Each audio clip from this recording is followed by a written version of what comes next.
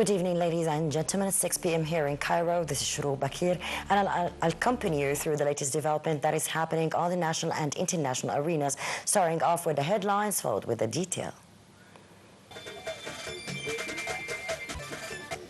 President Abdel Fattah al-Sisi lays a wreath on the unknown soldier memorial marking October victory. Foreign ministers of 8 Arab and Islamic states welcome Hamas' response to Trump's Gaza proposal.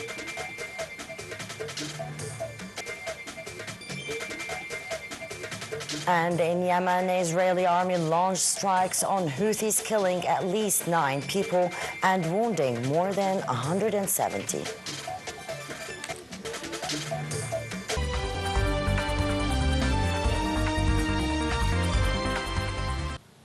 Welcome back. President Abdel Fattah al-Sisi laid a wreath at the tomb of the unknown soldier at the memorial site in Nasr City as part of the celebrations of the Arab Republic of Egypt and the armed forces on the 52nd anniversary of their glorious October 6 victories. The military band played the Martyr's Soul in honor of the souls of Egypt's richest martyrs, embodying the meanings of loyalty and gratitude for their immortal sacrifice.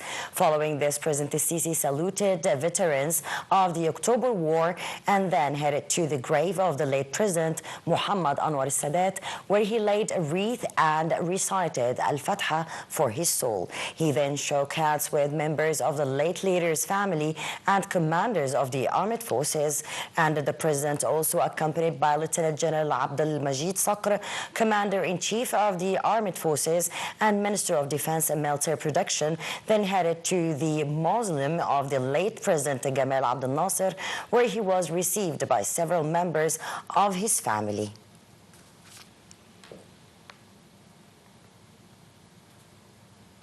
On the occasion of the 52nd anniversary of the October War victories, President Abdel Fattah al-Sisi chaired a meeting with the Supreme Council of the Armed Forces. Presidential spokesman Ambassador Mohammed al-Shinawi said that President al-Sisi began the meeting by extending his congratulations to the Egyptian people and to the men of the Armed Forces on the occasion of the anniversary, the 6th of October victories. President al-Sisi praised the Armed Forces for their ongoing efforts to enhance security and stability across all strategic directions. The meeting also reviewed a number of issues in light of the regional and international developments. President al-Sisi paid tribute to the souls of Egypt's noble martyrs, affirming that the spirit of October victory will remain deeply rooted in the conscience of the Egyptian people. President al-Sisi said that the prosperity that Egypt witnesses today would not have been possible without the sacrifice of the heroes of October War who sacrificed their souls for the sake of this nation. Prime Minister Mustafa Madbouli congratulated President Abdel Fattah al-Sisi over the 52nd anniversary of the October War victory. In a congratulatory cable, Madbouli said that the occasion will remain a source of pride for the Egyptian people and army, whose heroes offered their lives for the nation. He said celebrating the great victories of the October War ignites the spirit of resilience and the will to sacrifice for dear Egypt.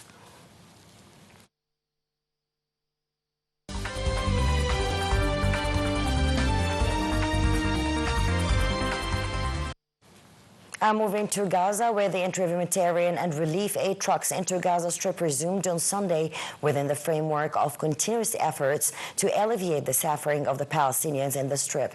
The trucks are being inspected by the Israeli occupation army before entering the Strip. A source in Rafah port announced the launch of the 45th Zed al-Izza aid convoy from Rafah port to Karma Abu Salim, heading to Gaza. The convoy included trucks carrying tons of food, medical and relief aid. The foreign ministers of Egypt, Jordan, the UAE, Indonesia, Pakistan, Turkey, Saudi Arabia and Qatar issued a statement on Sunday welcoming steps taken by the Hamas movement with regards to U.S. President Donald Trump's proposal to end the war in Gaza. The proposal includes releasing hostages and the immediate start of negotiations and agreement on implementation mechanisms. The statement also hailed the call by the U.S. President on Israelis to immediately stop the strikes and start implementing the hostages exchange deal. They said they appreciate Trump's commitment to achieving peace in the region, adding that the move is a real chance for a comprehensive and sustainable ceasefire to deal with dire humanitarian circumstances in the Gaza Strip. They welcomed Hamas's announcement of its readiness to hand the administration of the Gaza Strip to an administrative transitional Palestinian committee of independent technocrats. They stressed the need for swift start of negotiations by agreeing on a mechanism to implement the proposal and deal with all its aspects. Moving to Germany, Berlin's Foreign Minister Johann Wedefo said that his country will decisively commit to implementing U.S. President Donald Trump's Middle East peace plan, calling it a unique opportunity. Wedefo said Berlin would be making concrete offers as a partner for humanitarian aid, stabilization, and reconstruction of Gaza. Israeli planes and tanks bounded areas across the Gaza Strip overnight and on Sunday, destroying several residential buildings as Palestinians desperately awaited implementation of a U.S. plan to end the war. Witnesses said Israeli plans escalated attacks against targets across the city, Gaza's biggest urban center. This followed a tense night in which drones dropped agendas on the rooftops of the residential buildings and troops blow up explosives vehicles, demolishing dozens of houses in two Gaza City neighborhoods, Sabra and Sheikh Radwan. And moving to Syria, where they select members of its first post-Assad parliament on Sunday in a process criticized as undemocratic, with a third of the members appointed by interim leader Ahmad al-Shara. The assembly's formation is set to consolidate the power of Shara, whose Islamist forces led a coalition that toppled longtime ruler Bashar al-Assad in December after more than 13 years of civil war and 5 decades of one-family rule. According to the organizing committee, more than 1,500 candidates, just 14% of them women, are running for the assembly, which will have a renewable 30-month mandate. Shara is to appoint 70 representatives out of the 210-member body. The Israeli armed forces said on Sunday that it had intercepted a missile fired from Yemen, from where Houthis rebel frequently launched attacks they describe as a response to the Israeli offensive in Gaza.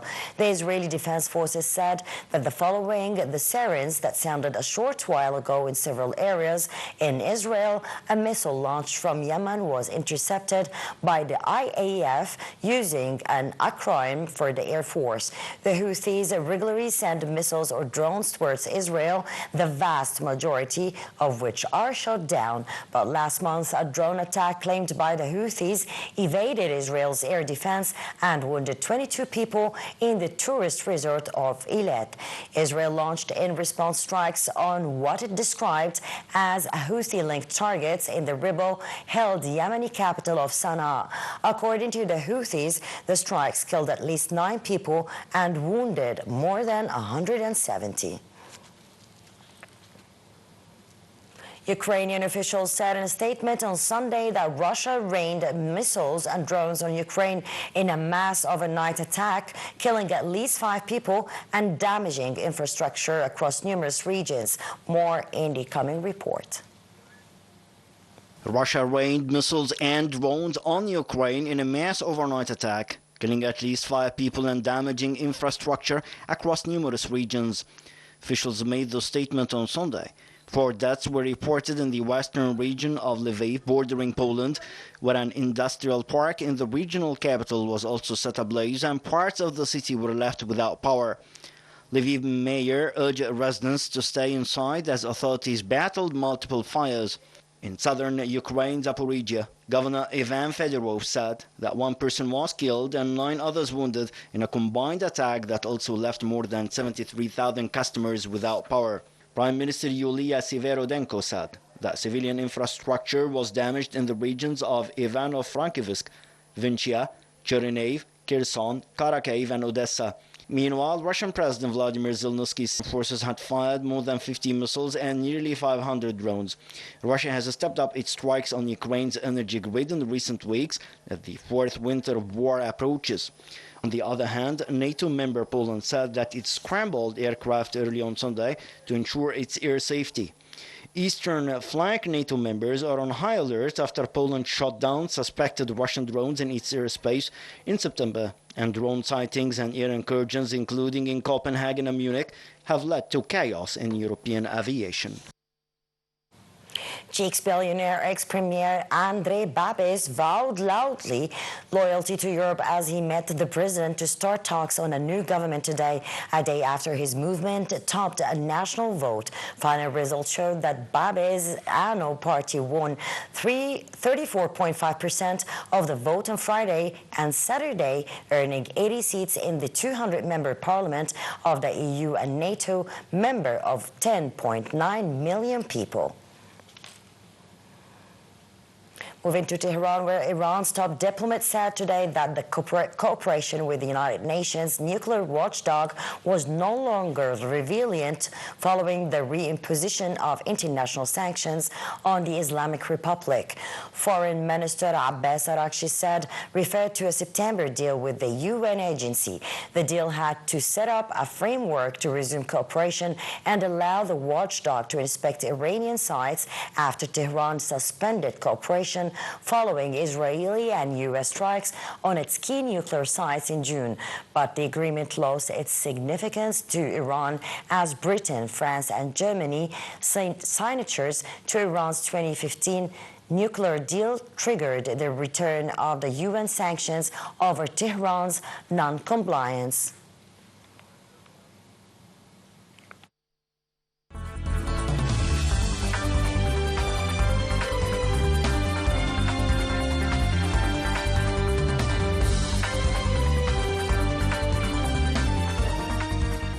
And now moving to business and economy, where Egypt's bourse closed higher today amid purchases by local and Arab investors, as well as local corporation and investment funds against sell-offs by Arab and foreign corporations and local investors.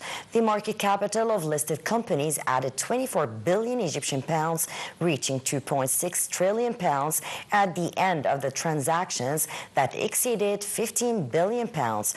The benchmark index EGX 30 rose 0.84% above the 37,000-point mark. The equal weighted indices EGX 70 and EGX 100 both climbed 1.96 and 1.64% respectively. 8 OPEC Plus countries agreed today to raise oil production by 137,000 barrels per day in November after Saudi Arabia pushed for a larger increase and Russia suggested a more modest rise. The group, comprising the Organization of the Petroleum Exporting Countries plus Russia and some similar producers, has increased its oil output targets by more than 2.6 million barrels per day this year, equating to about 2.5% of global demand. OPEC Plus has reserved its strategy of output cuts from April to boost the market share and in response to pressure from U.S. Donald Trump seeking lower oil prices.